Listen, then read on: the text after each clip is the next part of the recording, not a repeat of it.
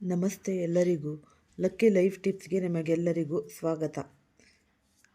ಮಕರ ರಾಶಿಯ ಈ ಭವಿಷ್ಯವಾಣಿ ಫೆಬ್ರವರಿ 12ರಿಂದ 17 ಈ ಜೀವನದ ಮಹಾ ಪವಾಡ. ಇಂದು ನಿಮ್ಮ ಜೀವನದ ಅತ್ಯಂತ ಸುವರ್ಣ ಗಳಿಗೆಯ ಬಗ್ಗೆ ನಾವು ಮಾತನಾಡಲು ಬಂದಿದ್ದೇವೆ. ನನ್ನ ಆತ್ಮೀಯ ಮಕರ ರಾಶಿಯವರೇ, ಮುಂದಿನ ಕೇವಲ 5 ದಿನಗಳ ಅವಧಿಯಲ್ಲಿ ನಿಮ್ಮ ಬದುಕಿನಲ್ಲಿ ಎಂದೂ ಕಾಣದಂತಹ ಒಂದು ಅದ್ಭುತ ಪವಾಡವೊಂದು ಸಂಭವಿಸಲಿದೆ. 5 ದೊಡ್ಡ ಶುಭ ಸುದ್ದಿಗಳು ಒಂದೇ ಬಾರಿಗೆ ನಿಮ್ಮ ಮನೆ ಬಾಗಿಲಿಗೆ ಬರಲಿವೆ. ಸಾಕ್ಷಾತ್ ಮಹಾಲಕ್ಷ್ಮಿಯೇ ನಿಮ್ಮ ಭಕ್ತಿಗೆ ಮೆಚ್ಚಿ ನಿಮ್ಮ ಮನೆಗೆ ಆಗಮಿಸುವ ಸಮಯವಿದು. ಈ ಮಾಹಿತಿಯನ್ನು ನಿರ್ಲಕ್ಷಿಸುವವರು ನಿಜಕ್ಕೂ ದುರಾದೃಷ್ಟವಂತರು ಎಂದು ಹೇಳಬಹುದು. ಏಕೆಂದರೆ ಇದು ಕೇವಲ ಮಾತಲ್ಲ, ಗ್ರಹಗತಿಗಳ ಆಧಾರದ ಮೇಲೆ ಮಾಡಿದ ಮಹಾ ಭವಿಷ್ಯವಾಣಿ. ಈ ವಿಡಿಯೋವನ್ನು ಫಸ್ಟಿಂದ ಹಿಡಿದು ಕೊನೆ ತನಕ ಸ್ಕಿಪ್ ಮಾಡ್ದಲೇ ನೋಡಿದ್ರೆ ತುಂಬಾ ಉಪಯುಕ್ತವಾದ ಮಾಹಿತಿ ನಿಮಗೆ ಲಭಿಸುತ್ತೆ. ಈ ವಿಡಿಯೋ ಇಷ್ಟ ಆಗಿದ್ದಲ್ಲಿ ಪುಟ್ಟದೊಂದು ಲೈಕ್ ಕೊಡೋದನ್ನು ಮರಿಬೇಡಿ. ಈ ರಾಶಿಯವರು ಯಾರೆಲ್ಲ ಇದ್ದೀರಾ ಅವರು ಹೆಚ್ಚಾಗಿ ಈ ವಿಡಿಯೋವನ್ನು ಶೇರ್ ಮಾಡಿ. ಓಂ ಶ್ರೀ ಶನೇಶ್ವರಾಯ ನಮಃ ಅಂತ ಕಮೆಂಟ್ ಬಾಕ್ಸ್ನಲ್ಲಿ ಕಮೆಂಟನ್ನು ಹಾಕಿ. ಇಲ್ಲಾಂದರೆ ನಿಮ್ಮ ಮನೆ ದೇವರು, ನಿಮ್ಮ ಕುಲದೇವರ ಹೆಸರನ್ನು ಈ ಕಮೆಂಟ್ ಬಾಕ್ಸ್ನಲ್ಲಿ ಹಾಕಿ. ಈ ವಿಡಿಯೋವನ್ನು ಶಾಂತವಾಗಿ ಆಲಿಸಿ. ಇಲ್ಲಿರುವ ಪ್ರತಿಯೊಂದು ಪದವು ನಿಮ್ಮ ಜೀವನವನ್ನು ಬದಲಿಸುವ ಶಕ್ತಿ ಹೊಂದಿದೆ. ನಮ್ಮ ಜೀವನದಲ್ಲಿ ಕೆಲವೊಮ್ಮೆ ಎಷ್ಟೇ ಕಷ್ಟಪಟ್ಟರೂ ಪ್ರತಿಫಲ ಅನ್ನೋದು ಸಿಗ್ತಾ ಇರಲ್ಲ. ನಾವು ಕೈ ಹಾಕಿದ ಕೆಲಸವೆಲ್ಲ ಅರ್ಧಕ್ಕೆ ನಿಂತು ಹೋಗುತ್ತೆ. ಹೆಜ್ಜೆ ಇಟ್ಟ ಕಡೆಯಲ್ಲೆಲ್ಲ ಅಡೆತಡೆಗಳು ಎದುರಾಗುತ್ತವೆ. ಹಣ ಗಳಿಸಲು ಎಷ್ಟು ಪ್ರಯತ್ನಿಸಿದರೂ ಅದು ಮರೀಚಿಕೆಯಾಗುತ್ತೆ. ರಾತ್ರಿ ಹೊತ್ತು ನೆಮ್ಮದಿಯ ನಿದ್ದೆ ಇಲ್ಲವಾಗಿದೆ. ಸ್ವಂತ ಕುಟುಂಬದವರೇ ನಿಮ್ಮನ್ನು ಅರ್ಥ ಮಾಡಿಕೊಳ್ಳುತ್ತಿಲ್ಲ. ನಂಬಿದವರು ಬೆನ್ನಿಗೆ ಚೂರಿ ಹಾಕುತ್ತಿದ್ದಾರೆ. ಇಂತಹ ಸಮಯದಲ್ಲಿ ನನ್ನ ಜೀವನದಲ್ಲಿ ಒಳ್ಳೆಯ ಕಾಲ ಬರುತ್ತಾ ಇಲ್ವಾ ಎಂಬ ಆತಂಕ ನಿಮ್ಮನ್ನು ಕಾಡುತ್ತಿರಬಹುದು.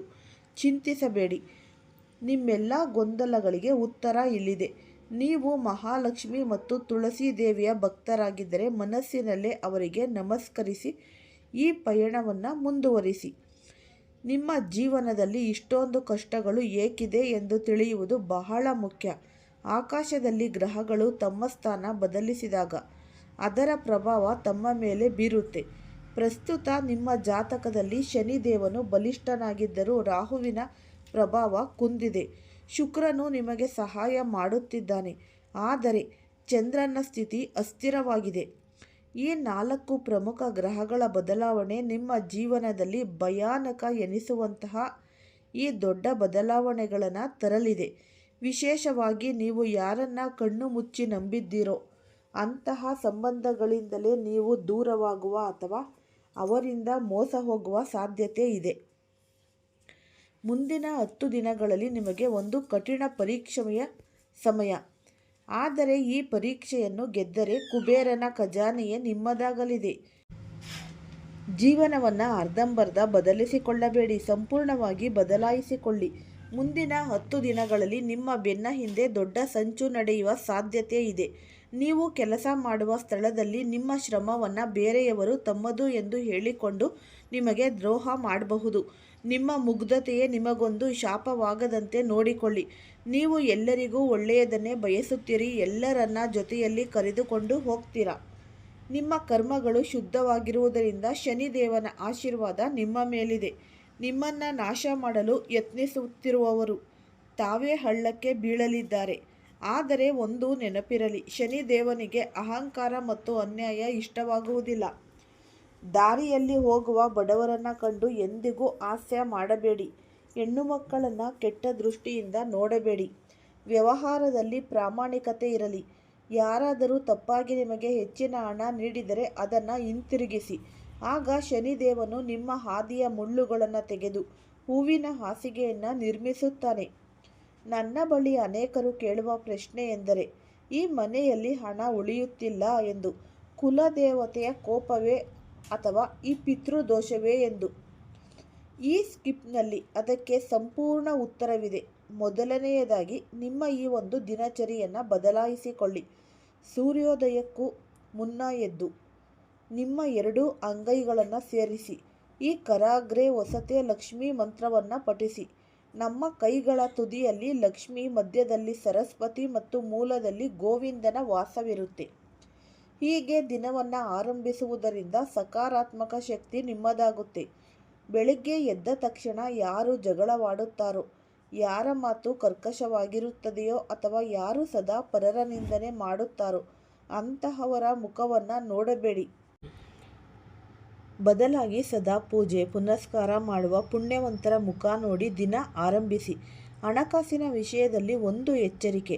ಸ್ವಂತದವರೇ ಆಗಿದ್ದರೂ ಹಣದ ವ್ಯವಹಾರದಲ್ಲಿ ಲಿಖಿತ ದಾಖಲೆಗಳಿಲ್ಲದೆ ಒಪ್ಪಂದ ಮಾಡಿಕೊಳ್ಳಬೇಡಿ. ಸಂಬಂಧಗಳ ಈ ಸಕ್ಕರೆ ಮಾತಿಗೆ ಮರುಳಾಗಿ ನಿಮ್ಮ ಈ ಕಷ್ಟದ ಹಣವನ್ನು ಕಳೆದುಕೊಳ್ಳಬೇಡಿ. ಎರಡನೆಯದಾಗಿ, ಚಂದ್ರನ ದುರ್ಬಲತೆಯಿಂದಾಗಿ ನೀವು ಸೌಂದರ್ಯಕ್ಕೆ ಮರುಳಾಗಿ ತಪ್ಪುದಾರಿಗೆ ಹೋಗುವ ಅಪಾಯವಿದೆ. ಒಬ್ಬ ಅಪರಿಚಿತ ವ್ಯಕ್ತಿಯನ್ನು ಅಥವಾ ಮಹಿಳೆಯನ್ನು ಅತಿಯಾಗಿ ನಂಬಿ ನಿಮ್ಮ ಜೀವನದ ಅಮೂಲ್ಯ ವರ್ಷಗಳನ್ನು ನೀವು ಈ ಪೊಲೀಸ್ ಸ್ಟೇಷನ್ ಅಥವಾ ಕೋರ್ಟ್ ಮೆಟ್ಟಿಲು ಹತ್ತುವಂತೆ ಮಾಡಿಕೊಳ್ಳಬೇಡಿ. ಭಾವನೆಗಳ ಮೇಲೆ ಹಿಡಿತವಿರಲಿ. ಈಗ ನಾನು ಹೇಳುವ 3 ಅದ್ಭುತ ಸುದ್ದಿಗಳ ಕಡೆ ಗಮನ ಕೊಡಿ. ವರ್ಷಗಳಿಂದ ನೀವು ಹೋಗಿದ್ದ ಕೆಲಸಗಳು ನಿಂತು ಹೋಗಿದ್ದ ಕೆಲಸಗಳು ಪೂರ್ಣಗೊಳ್ಳುತ್ತದೆ. ಅದು ಕೋರ್ಟ್ ಕೇಸೇ ಇರಲಿ, ಈ ಬರಬೇಕಾದ ಸಂಬಳ ಇರಲಿ ಅಥವಾ ವಿದ್ಯಾಭ್ಯಾಸದಲ್ಲಿ ಎದುರಿಸುತ್ತಿದ್ದ ಅಡೆತಡೆಗಳೇ ಇರಲಿ, ಎಲ್ಲವೂ ಕೂಡ ನಿವಾರಣೆಯಾಗುತ್ತೆ. ಇದಕ್ಕಾಗಿ ಒಂದು ಸಣ್ಣ ಪರಿಹಾರ. 5 ಕಾಳು ಮೆಣಸನ್ನು ಕೈಯಲ್ಲಿ ಹಿಡಿದು ಈ ಬಜರಂಗ ಬಲಿಯನ್ನು ಸ್ಮರಿಸಿ. ನಿಮ್ಮ ಮೇಲಿರುವ ದೃಷ್ಟಿದೋಷ ಮತ್ತು ಈ ನಕಾರಾತ್ಮಕ ಶಕ್ತಿ ನಿವಾರಣೆಯಾಗಲಿ ಎಂದು ಸಂಕಲ್ಪ ಮಾಡಿ. ನಂತರ ಆ ಮೆಣಸಿನ ಕಾಳುಗಳನ್ನು ಯಾವುದಾದರೂ ಒಂದು 4 ರಸ್ತೆಯಲ್ಲಿ ಸೇರುವ ಈ ಒಂದು ಜಾಗಕ್ಕೆ ಹೋಗಿ 4 ದಿಕ್ಕಿಗೆ 4 ಕಾಳುಗಳನ್ನು ಎಸೆದು 5ನೇ ಕಾಳನ್ನು ಆಕಾಶದ ಕಡೆಗೆ ಎಸೆದು ಹಿಂತಿರುಗಿ ನೋಡದೆ ಮನೆಗೆ ಬನ್ನಿ. ಇದರಿಂದ ನಿಮ್ಮ ಪ್ರಗತಿಗೆ ಅಡ್ಡವಾಗಿದ್ದ ಈ ಬೇಲಿಗಳು ಕಳಚಿ ಬೀಳುತ್ತವೆ. ನಿಮ್ಮ ಮನೆಯಲ್ಲಿ ಈ ಸಂತಾನ ಭಾಗ್ಯದ ಯೋಗವಿದೆ. ದಂಪತಿಗಳ ನಡುವೆ ಸಾಮರಸ್ಯ ಹೆಚ್ಚಿಸಲಿದೆ ಮತ್ತು ಹೊಸ ಅತಿಥಿಯ ಆಗಮನದ ಸೂಚನೆ ಸಿಗಲಿದೆ. ಸಮಾಜದಲ್ಲಿ ನಿಮಗೆ ಗೌರವ ಮತ್ತು ಪ್ರತಿಷ್ಠೆ ಸಿಗಲಿದೆ. ಸೂರ್ಯ ದೇವನಿಗೆ ಪ್ರತಿದಿನ ತಾಮ್ರದ ಲೋಟದಲ್ಲಿ ನೀರು, ಕೆಂಪು ಹೂವು ಮತ್ತು ಕಪ್ಪು ಎಳ್ಳನ್ನು ಹಾಕಿ ಅರ್ಘ್ಯವನ್ನು ನೀಡಿ. ಇದರಿಂದ ನಿಮ್ಮ ಆತ್ಮವಿಶ್ವಾಸ ಹೆಚ್ಚುತ್ತೆ ಮತ್ತು ಮೋಸಗಾರರು ನಿಮ್ಮಿಂದ ದೂರವಾಗುತ್ತಾರೆ. ಕುಲದೇವತೆ ಮತ್ತು ಪಿತೃಗಳ ಬಗ್ಗೆ ಮಾತನಾಡುವುದಾದರೆ, ನಿಮ್ಮ ಮನೆಯಲ್ಲಿ ಅಕಾಲಿಕ ಮರಣಗಳು ಸಂಭವಿಸುತ್ತಿದ್ದರೆ, ಮದುವೆ ವಿಳಂಬವಾಗುತ್ತಿದ್ದರೆ ಅಥವಾ ಕನಸಿನಲ್ಲಿ ಪದೇ ಪದೇ ಪೂರ್ವಜರು ಕಾಣಿಸಿಕೊಳ್ಳುತ್ತಿದ್ದರೆ ಅದು ಪಿತೃದೋಷದ ಲಕ್ಷಣ. ಇದಕ್ಕೆ ಪರಿಹಾರವಾಗಿ ಪ್ರತಿದಿನ ಅಶ್ವತ್ಥ ಮರದ ಕೆಳಗೆ ನೀರೆರೆಯಿರಿ. ಇನ್ನು ಕುಲದೇವತೆ ಮುನಿಸಿಕೊಂಡಿದ್ದಾಳೆ ಎನಿಸಿದರೆ ಮನೆಯಲ್ಲಿ ಮಾಂಸಾಹಾರ, ನಶೆ ಮತ್ತು ಹೆಣ್ಣು ಮಕ್ಕಳ ಅಪಮಾನವನ್ನು ನಿಲ್ಲಿಸಿ. ಪ್ರತಿದಿನ ಸಂಜೆ ಶುದ್ಧ ತುಪ್ಪದ ದೀಪವನ್ನು ಕುಲದೇವತೆಯ ಹೆಸರಿನಲ್ಲಿ ಹಚ್ಚಿ ಶ್ರದ್ಧೆಯಿಂದ ನಮ್ಮ ತಪ್ಪುಗಳನ್ನು ಕ್ಷಮಿಸು ತಾಯಿ ಎಂದು ಬೇಡಿಕೊಳ್ಳಿ. ಮನೆಯಲ್ಲಿರುವ ಹಿರಿಯರನ್ನು ಗೌರವಿಸಿ ವೃದ್ಧಾಶ್ರಮಕ್ಕೆ ಕಳುಹಿಸುವ ಯೋಚನೆ ಮಾಡಬೇಡಿ. ಹಿರಿಯರ ಆಶೀರ್ವಾದವೇ ನಿಮ್ಮ ಕುಲದೇವತೆಯ ಆಶೀರ್ವಾದವಿದ್ದಂತೆ.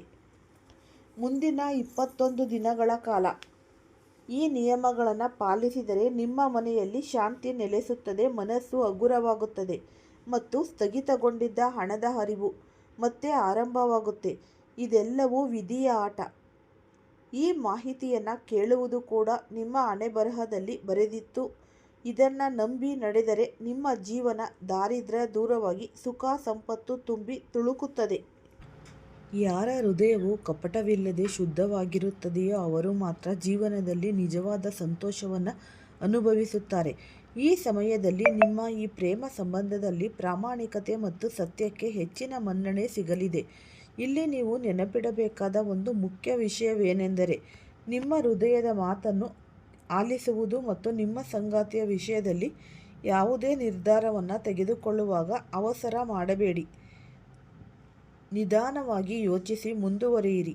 ಈ ಬದಲಾವಣೆಗಳು ನಿಮ್ಮಿಬ್ಬರ ನಡುವಿನ ಕೊಂಡಿಯನ್ನು ಎಷ್ಟು ಗಟ್ಟಿಗೊಳಿಸುತ್ತದೆ ಎಂದರೆ, ನೀವು ಒಟ್ಟಾಗಿ ಜೀವನದ ಹೊಸ ಹಾದಿಗಳನ್ನು ಕ್ರಮಿಸಲು ಸಿದ್ಧರಾಗಿರುತ್ತೀರಿ. ಈ ಶುಭ ಸಮಯದಲ್ಲಿ ನೀವು ಕೆಲವು ವಿಷಯಗಳ ಬಗ್ಗೆ ಎಚ್ಚರದಿಂದ ಇರಲೇಬೇಕು. ಮಕರ ರಾಶಿಯವರಾದ ನೀವು ಸ್ವತಃ ಬಹಳ ಭಾವುಕ ಜೀವಿಗಳು. ಕೆಲವೊಮ್ಮೆ ಅತಿಯಾದ ಭಾವನೆಗಳಿಗೆ ಒಳಗಾಗಿ ನೀವು ತಪ್ಪು ನಿರ್ಧಾರಗಳನ್ನು ತೆಗೆದುಕೊಳ್ಳುವ ಸಾಧ್ಯತೆ ಕೂಡ ಇರುತ್ತೆ. ಆದ್ದರಿಂದ ನಿಮ್ಮ ಸಂಬಂಧದಲ್ಲಿ ಅತಿಯಾದ ಈ ಎಮೋಷನಲ್ ಆಗುವುದನ್ನು ಆದಷ್ಟು ತಪ್ಪಿಸಿ. ಬದಲಿಗೆ ಪ್ರಾಯೋಗಿಕವಾಗಿ ಮತ್ತು ಬುದ್ಧಿವಂತಿಕೆಯಿಂದ ಯೋಚಿಸಿ. ಅಪರಿಚಿತ ವ್ಯಕ್ತಿಗಳ ಬಗ್ಗೆ ಜಾಗರೂಕರಾಗಿರಿ. ನಿಮ್ಮ ಪ್ರೇಮ ಜೀವನದಲ್ಲಿ ಮೂರನೇ ವ್ಯಕ್ತಿ ಪ್ರವೇಶವಾಗದಂತೆ ನೋಡಿಕೊಳ್ಳಿ. ಕೆಲವರು ನಿಮ್ಮ ಸಂಬಂಧದಲ್ಲಿ ಈ ಬಿರುಕು ಮೂಡಿಸಲು ಪ್ರಯತ್ನಿಸಬಹುದು. ಅವರ ಕುತಂತ್ರಗಳಿಗೆ ಬಲಿಯಾಗಬೇಡಿ. ನಿಮ್ಮ ವೈಯಕ್ತಿಕ ಸಂಬಂಧಗಳ ಬಗ್ಗೆ ಎಲ್ಲರ ಬಳಿ ಸಲಹೆ ಕೇಳಬೇಡಿ. ವಿಶೇಷವಾಗಿ ನಿಮ್ಮ ಸಂತೋಷವನ್ನು ಸಹಿಸದ ವ್ಯಕ್ತಿಗಳಿಂದ ಆದಷ್ಟು ದೂರವಿರಿ. ನಿಮ್ಮ ಸ್ವಂತ ವಿವೇಚನೆಯಿಂದ ನಿರ್ಧಾರಗಳನ್ನು ತೆಗೆದುಕೊಳ್ಳಿ. ನಿಮ್ಮ ಈ ಒಂದು ಪ್ರೇಮ ಸಂಬಂಧಕ್ಕೆ ಒಂದು ಹೊಸ ದಿಕ್ಕು ಅನ್ನೋದು ಸಿಗುತ್ತೆ. ನೀವು ಯಾರನ್ನಾದರೂ ಪ್ರೀತಿಸುತ್ತಿದ್ದರೆ ಆ ಸಂಬಂಧದಲ್ಲಿ ಈ ಸಂತೋಷ, ರೋಮಾಂಚನ ಮತ್ತು ಪ್ರೀತಿಯ ಸಂಚಲನ ಉಂಟಾಗಲಿದೆ. ನಿಮ್ಮ ಇಷ್ಟು ದಿನಗಳ ಕಠಿಣ ಪರಿಶ್ರಮ ಮತ್ತು ಪ್ರಾಮಾಣಿಕತೆಗೆ ಈಗ ಫಲ ಸಿಗುವ ಸಮಯ ಬಂದಾಯಿತು. ಈ ಕ್ಷಣಗಳನ್ನು ಗಂಭೀರವಾಗಿ ಪರಿಗಣಿಸಿ ಮತ್ತು ನಿಮ್ಮ ಸಂಗಾತಿಯೊಂದಿಗೆ ಗುಣಮಟ್ಟದ ಸಮಯವನ್ನು ಕಳೆಯಲು ಪ್ರಯತ್ನಿಸಿ. ನಿಮ್ಮ ಸಂಬಂಧದಲ್ಲಿ ಯಾವಾಗಲೂ ಪ್ರೀತಿ ಮತ್ತು ಸಮೃದ್ಧಿ ನೆಲೆಸಬೇಕೆಂದು ನೀವು ಬಯಸುವುದಾದರೆ ಪ್ರತಿದಿನ ಬೆಳಗ್ಗೆ ಎದ್ದ ತಕ್ಷಣ ಒಂದು ವಿಶೇಷ ಮಂತ್ರವನ್ನು ಪಠಿಸಿ. ಆ ಮಂತ್ರವೇ ಶ್ರೀಕೃಷ್ಣಾಯ ನಮಃ. ಈ ಮಂತ್ರವನ್ನು ಪೂರ್ಣ ಶ್ರದ್ಧೆ ಮತ್ತು ಭಕ್ತಿಯಿಂದ ನೀವು ಆದಷ್ಟು ಸಾಧ್ಯವಾದರೆ 108 ಬಾರಿ ಜಪಿಸಿ. ಇದರಿಂದ ನಿಮ್ಮ ಸಂಬಂಧದಲ್ಲಿ ಹೊಸ ಶಕ್ತಿ ತುಂಬುತ್ತೆ ಮತ್ತು ಮನಸ್ತಾಪಗಳು ದೂರವಾಗುತ್ತವೆ. ಪ್ರೀತಿ ಎಂಬುದು ಕೇವಲ ಆಕರ್ಷಣೆಯಲ್ಲ, ಅದೊಂದು ನಂಬಿಕೆಯ ಭದ್ರ ಬುನಾದಿ. ನಿಮ್ಮ ಮತ್ತು ನಿಮ್ಮ ಸಂಗಾತಿಯ ನಡುವೆ ಇರುವ ನಂಬಿಕೆಯೇ ಈ ಸಂಬಂಧದ ಯಶಸ್ಸಿನ ಒಂದು ಗುಟ್ಟು. ಈ ಉಪಯುಕ್ತವಾದ ಮಾಹಿತಿ ನಿಮ್ಮೆಲ್ಲರಿಗೂ ಕೂಡ ಇಷ್ಟ ಆಗಿದೆ ಅಂತ ಭಾವಿಸ್ತೀನಿ. ಇಷ್ಟ ಆಗಿದರೆ ಈ ವಿಡಿಯೋವನ್ನು ಲೈಕ್ ಮಾಡಿ ಮತ್ತು ಶೇರ್ ಮಾಡಿ. ಹೊಸದಾಗಿ ಯಾರಾದರೂ ನೋಡ್ತಾ ಇದ್ದರೆ ಅವರು ಕೂಡ ಈ ಚಾನಲ್ಗೆ ಸಬ್ಸ್ಕ್ರೈಬ್ ಮಾಡಿಕೊಳ್ಳಿ. ಎಲ್ಲರಿಗೂ ಸಹ ಧನ್ಯವಾದಗಳು.